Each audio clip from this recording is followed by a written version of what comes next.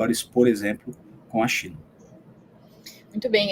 Eu estava até dando uma pesquisada ali, até nas economias, né? Como que são as economias desses países hoje, né? E uma coisa que me chamou a atenção é que são países que têm ali raízes comunistas e tudo, mas parece que hoje o que define mais esses países é a autocracia, né? E a tentativa dos líderes que estão no poder de se manter no poder, né? Como se antes o modelo econômico tivesse algum sentido e hoje o que faz sentido é ter qualquer tipo de modelo que permita que esses líderes continuem no poder, né? E de diferentes maneiras, mas isso casa com uma pergunta aqui do Tove, que ele fala assim: explica para nós a diferença desses 3 países, China, Rússia e Coreia do Norte.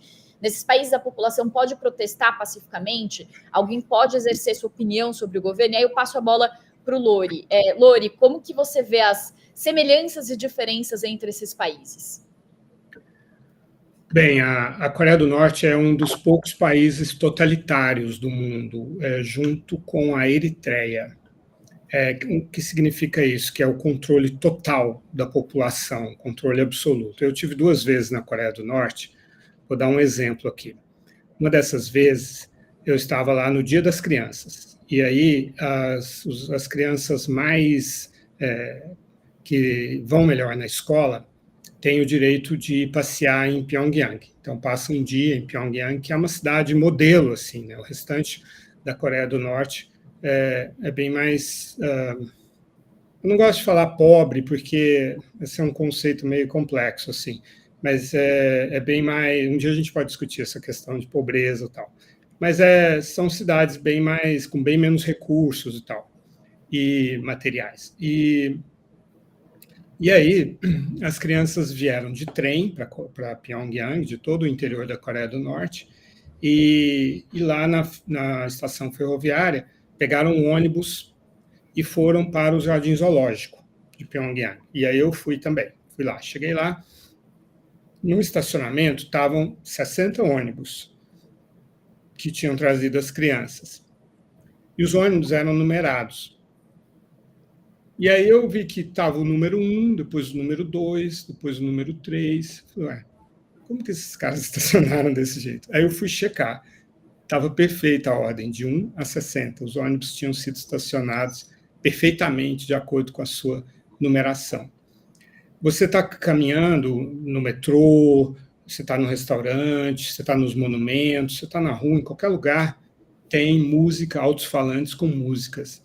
E as únicas músicas que tocam lá são as músicas sobre os 3 imperadores, né, dinastas, né, o avô, Kim Il-sung, que fundou a Coreia do Norte, aí o filho dele e o atual, o neto dele, né, o Kim Jong-un. E as músicas são músicas que celebram essas pessoas como sendo pessoas que amam muito o povo norte-coreano.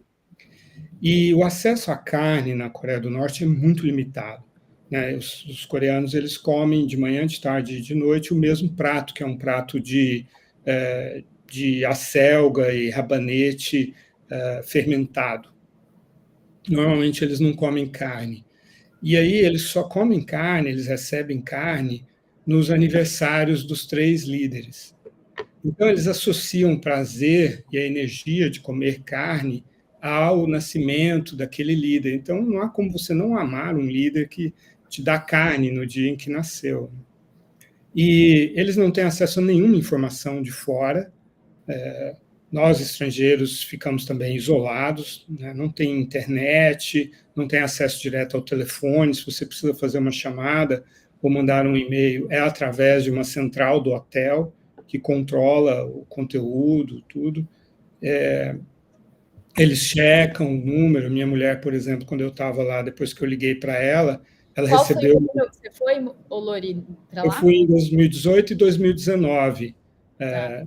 Eu fui quando teve a primeira reunião do Trump com o Kim Jong-un. Aliás, o Trump está dizendo que quer se reunir de novo. Que quer se encontrar de novo. Com saudade. Provavelmente o Trump queria ser convidado para esse desfile aí, viu? Lá na Você tem razão, mas como não fecharam ainda o acordo comercial, ele não quis dar essa colher de chá, né? Exato. E aí eu fui em 2019, quando o Xi Jinping visitou. Eu estava lá quando o Xi Jinping estava em Pyongyang. Por sinal, o Jornal Nacional lá, o jornal principal, o prime time, né, da Coreia do Norte, levou 2 dias para noticiar a presença que o Xi Jinping tinha estado 2 dias antes, porque primeiro eles têm que editar tudo, submeter ao grande líder, ver se está tudo certo, se a matéria é assim. E aí foi uma matéria de 20 minutos. O jornal tem 25 minutos, uma matéria de 20 minutos. Mas aí, você... A esposa ligou para você, né?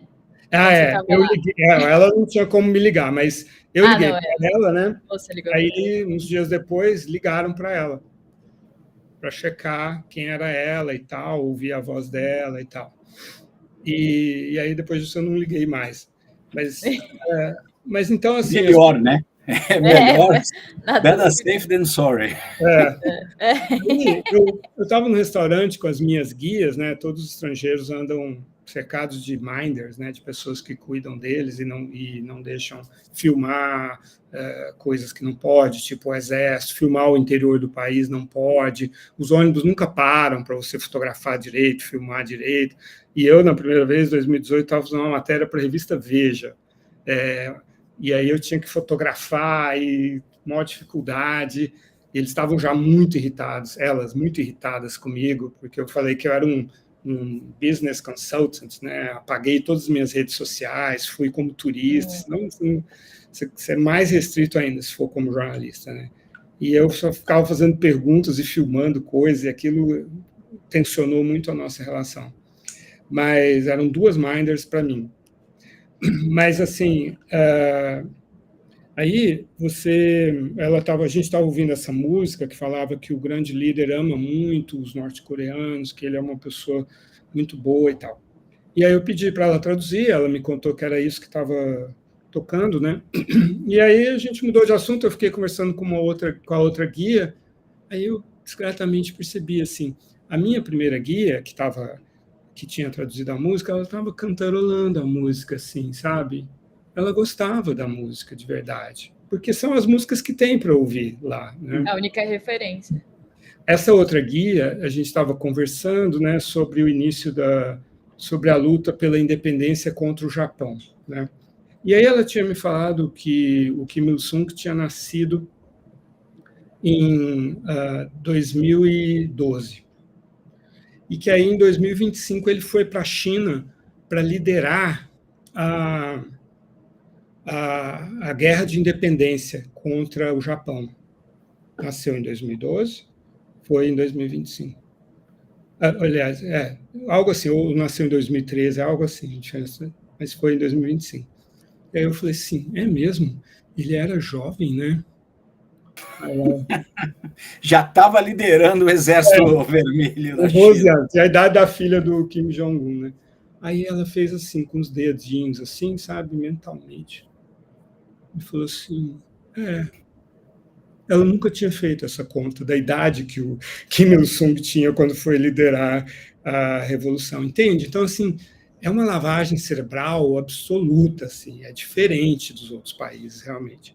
Agora, bom, fica claro que não pode ter nenhum tipo de manifestação, mas e na China, também já fui muitas vezes, na China dá para ter manifestações contra o governo local, por alguma questão bem local. Você não pode se manifestar contra o Partido Comunista em Pequim, o Comitê Central, porque sempre tem essa ideia de que muitas coisas são feitas nos partidos locais que contradizem a orientação do Partido Central. Então, tem essa narrativa lá muito forte.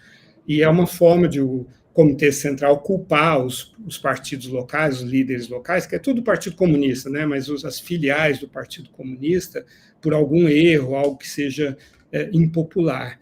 E esses líderes locais, eles são líderes tribais na China, eles são os mesmos, são herdeiros de famílias anteriores que são líderes há muito tempo naquele lugar e tal. E aí de vez em quando tem, mas nunca é contra o sistema, são coisas pontuais, tal coisa está muito cara, a propriedade, tem sempre muita desapropriação na China, porque é um processo de desenvolvimento e de urbanização muito brusco, muito violento, e aí as pessoas ficam insatisfeitas com o valor que receberam pela terra, pela propriedade e tal. Na Rússia, a partir de 2011, fechou-se muito a coisa das manifestações, né? Houve grandes manifestações em 2011, quando ficou claro que o Putin ia se perpetuar no poder, né? Ele já tinha colocado o Medvedev como presidente, porque já tinha esgotado as possibilidades de reeleição, ele está no poder desde 2000, aí em 2008 ele fez isso, eu até cobri aquela eleição, e aí em 2011, quando ele mudou a lei na Duma, que é a Câmara dos Deputados, para poder ser presidente para sempre, para renovar muitas vezes a reeleição, aí começaram protestos, e aí houve uma forte repressão. Na época, a Hillary Clinton era secretária de Estado e falou a favor dos manifestantes. Aí foi que o Putin passou a odiar a Hillary Clinton. Em 2016, fez campanha contra ela, né, nas redes sociais, hackeou o banco de dados da campanha dela e tal. Mas aí, desde então, tem sido bastante reprimidas as manifestações, né? E aí ele foi se aproximando da Igreja Ortodoxa e foi se transformando mais num líder conservador, assim, né? E aí aprovou uma série de leis, por exemplo, o fim dos casamentos de homossexuais não podem adotar crianças, não podem ter filhos, e aí foi fechando o cerco e cada vez mais repressivo. Depois da segunda invasão da Ucrânia, em 22, também ficou ainda mais repressivo o regime. E o Xi Jinping, ele também eliminou, né, os limites às reeleições. Ele que, quando teve o Mao Tse-tung, ele não tinha limites para reeleições, e aí, no meados dos anos 70, ele teve um colapso, né, físico, e ficou na cama governando, e tinha só um cara que entendia o que o Xi Jinping, que o Mao Tse-tung falava assim baixinho, o cara entendia e anunciava para a China as ordens do Mao Tse-tung. Isso foi muito traumático. O Deng Xiaoping, que assumiu depois do Mao Tse-tung, instituiu limites de 2 mandatos de 5 anos, e o Xi Jinping, que quer ser um novo Mao Tse-tung, acabou com isso, e agora ele pode se reeleger quantas vezes quiser. Maravilha. História saborosa.